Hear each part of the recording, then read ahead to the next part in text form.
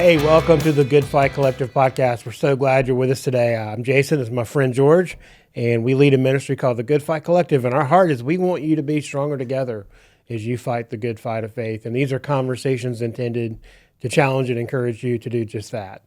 So, George, you want to introduce today's topic? Yeah, absolutely. Welcome, everybody. Thanks for joining in with us and just a nice, fun, casual conversation we like to have about different topics. And today's topic is something you've heard probably a lot. It's called kingdom-minded. We've been asked a few times, what does it mean to be kingdom-minded? So we thought, Jason, we might break that down a little bit today. So Yeah, for sure. This is definitely something that you and I have for years, maybe not using those two words, but in many ways the idea struggled with and wrestled with. What does it look like to actually, when you actually follow Jesus and the challenge of that, especially in the world that we live in. George and I, for a long time, lived in a community that has changed and has gone from more, would you say, middle class to upper middle class? I don't know how you say that, but the community has changed. And and I work with teenagers in this community for a long time, and I literally saw it change before my eyes. The family, the heart, and the reality of what happens with all of that, and that plays out. We'll dig into that, but just to kind of get us started, I think most of us really love comfort. We long for it. We can't wait to get home and sit in my chair, or I can't wait to whatever that is. Like we all love comfort, whether that's a good meal or certain people, but we long for things that make us just feel comfortable and happy.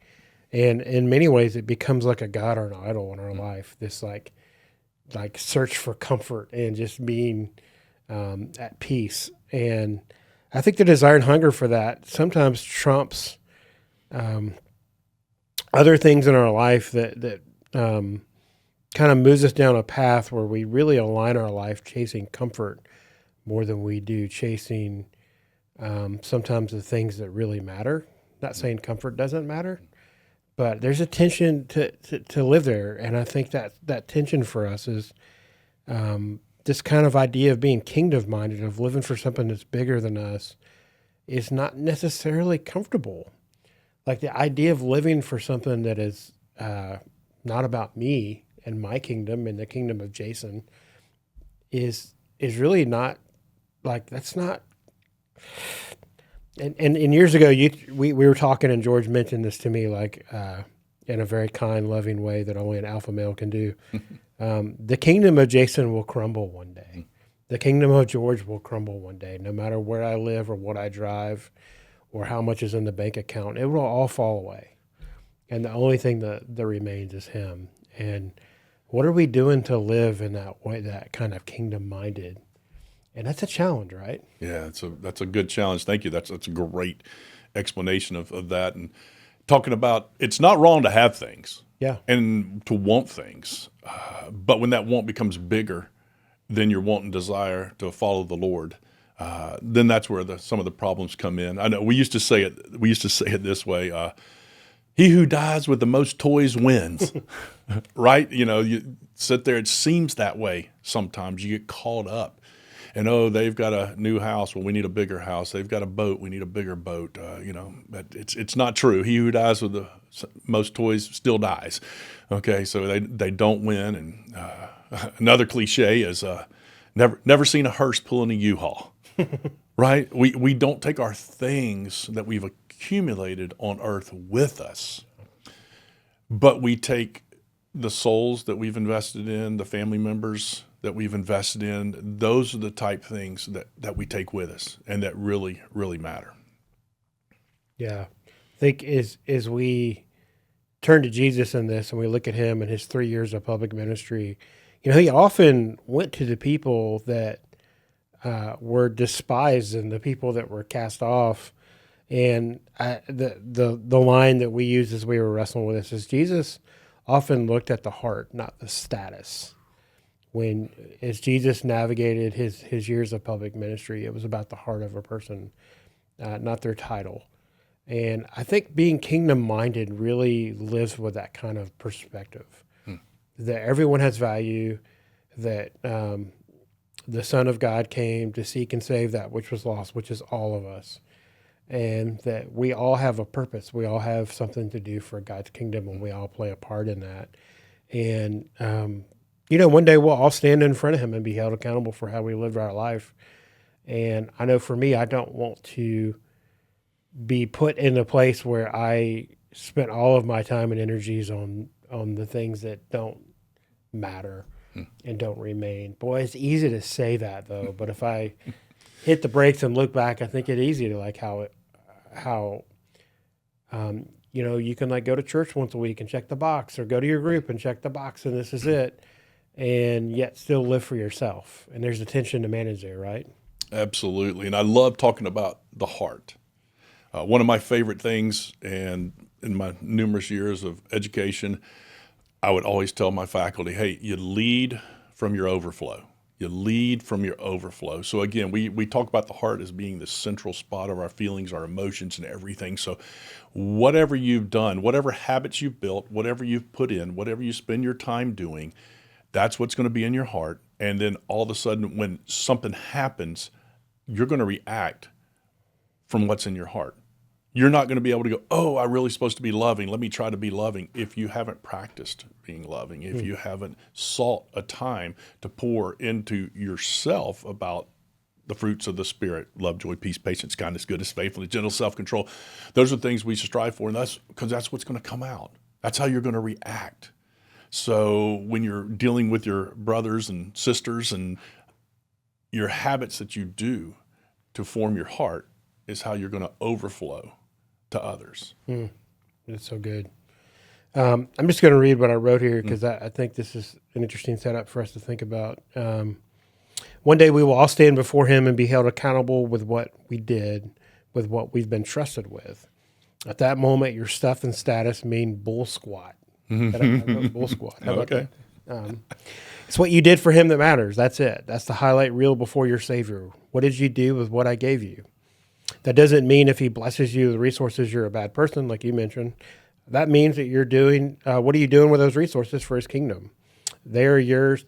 They are all for yours, or are you leveraging for him? Meaning like what God's trusted you with, are you just using it for yourself? Or are you leveraging it for something bigger than yourself? And you and I have been blessed to be around people who live open-handedly that way and have challenged us that, hey, God might have blessed me in this area, but that means I get to help invest in God's kingdom in other ways. And that's such a challenge for us of how do we do that.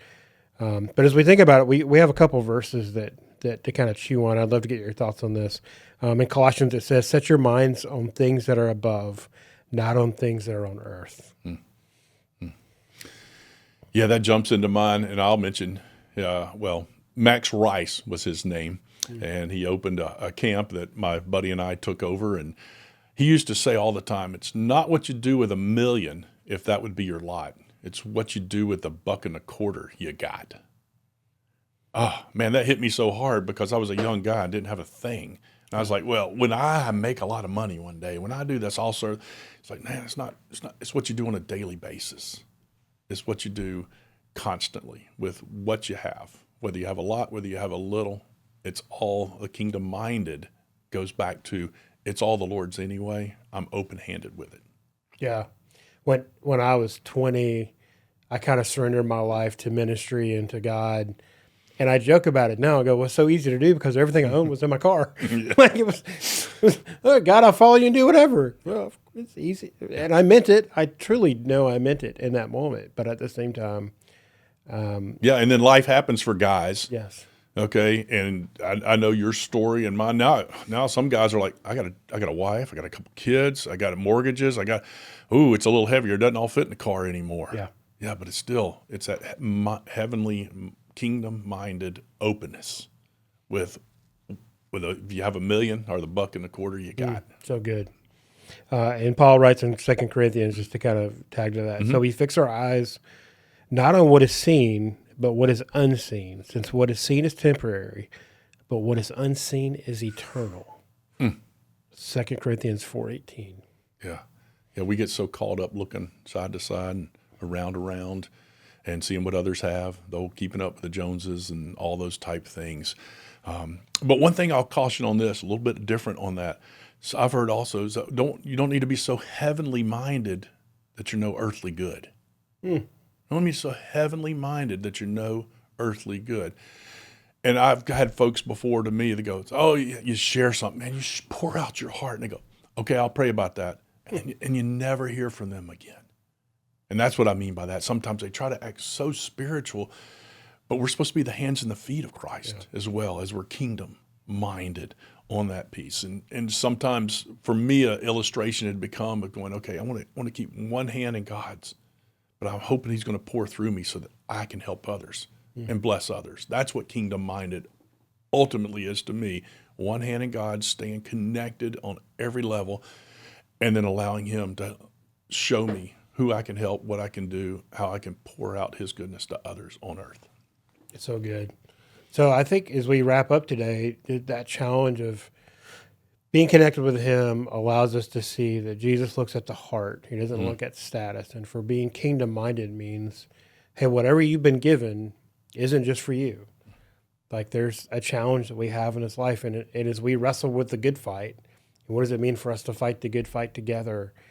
This is the thing. I think for many of us, the thing that really prevents us from fighting the good fight well is frankly our love of ourselves, our love of comfortability, and our love of not wanting to move to a place of being uncomfortable, because that would require me to open my hand a little bit and let go and trust God with things that I really would rather manage myself. Right? Does that make sense? Yeah, makes absolute wonderful sense. And yeah, as you said, as we wrap up, I think you have a few questions for us. Yeah, absolutely. So we're out there. going to put these on the screen, but we'd love for you to think about these, or even if you're in a group and you guys watch this video, you can use these questions to kind of get some conversation going. So first one is this: how do we live in light of his kingdom and not our own?